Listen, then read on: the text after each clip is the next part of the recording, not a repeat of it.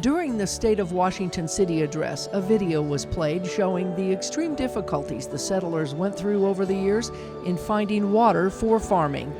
On April 15, 2025, Washington City will be 167 years old. 38 families called to the Cotton Mission settled here, making this their home for generations to come. In honor of America's 250th birthday celebration this year, Washington City designed a new temporary logo in celebration. Now you may have noticed a slight change in our city's logo. Don't worry, the burnt orange will last forever, but Washington City will temporarily be using this red, white, and blue logo to commemorate the 250th birthday of our nation. We exude a small town charm and a Dixie spirit that is contagious. It's no wonder that everyone who visits here wants to stay here. We have with us today a mayor who embodies everything that is authentically Washington.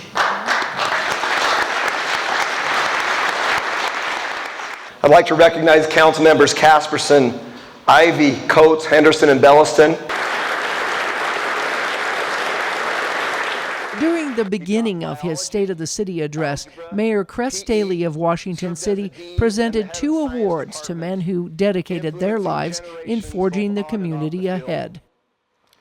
In 1983, he was appointed as Washington City's first Justice Court judge. He and his wife, Carol, have been married for 61 years in June and have raised 5 amazing children. His leadership, dedication, and humor made him a beloved figure in the community. Judge Bunnell, you'll stand.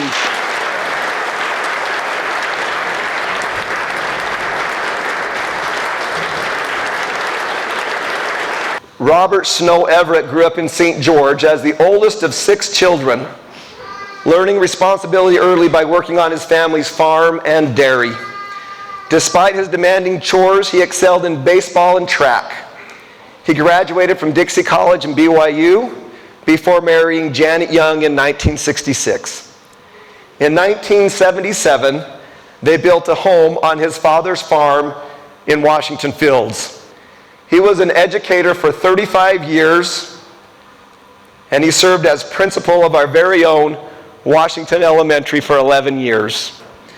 Mr. Everett's lifelong dedication to education, public service, and faith has left a lasting legacy in Washington City, making him a deserving recipient of the Mayor's Award for Public Service.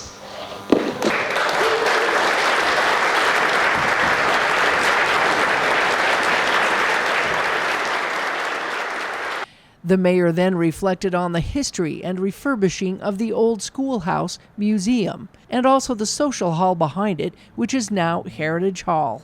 Here it is under construction. And here is the finished product.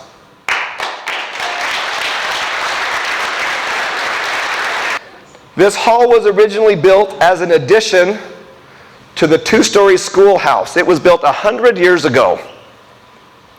It served as our first community center.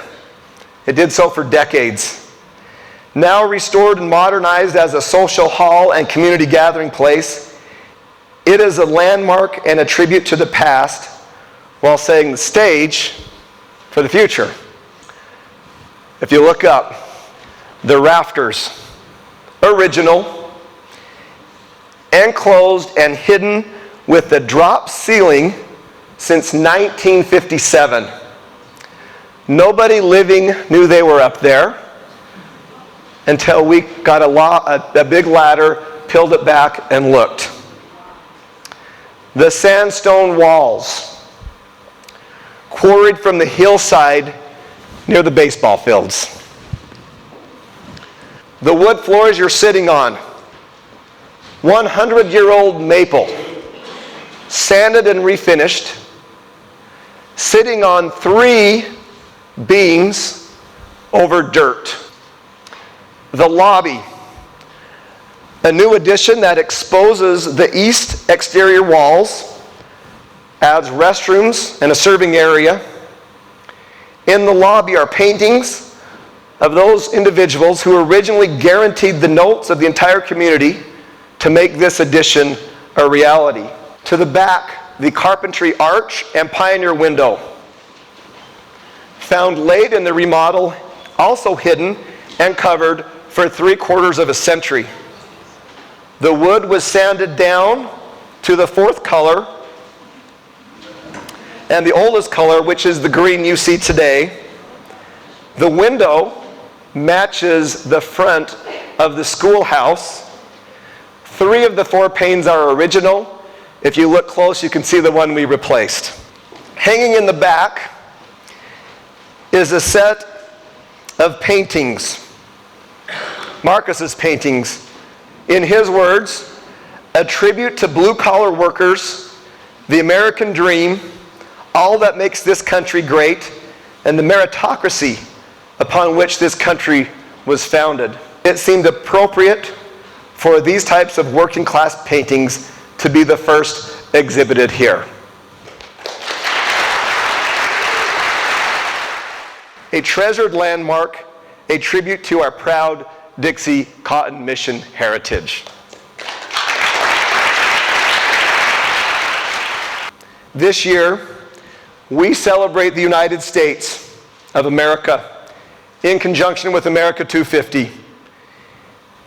Here in the city, named after our first president and founding father, George Washington, we are participating with our friends and neighbors across the county in bringing about a memorial plaza. It will be a tribute to American heritage as well as our local farming heritage and history. I would like to thank and recognize the talented sculptor Jerry Anderson, who's designed and already built the sculpture of George Washington.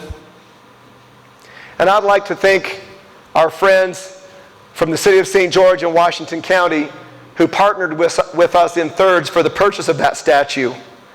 So please join us for the unveiling and ribbon cutting next month on April 21st at 6 p.m. In part 2 of the State of Washington City, Mayor Staheli addresses how city leaders are directing growth into the future. Melissa Anderson, Community Education News.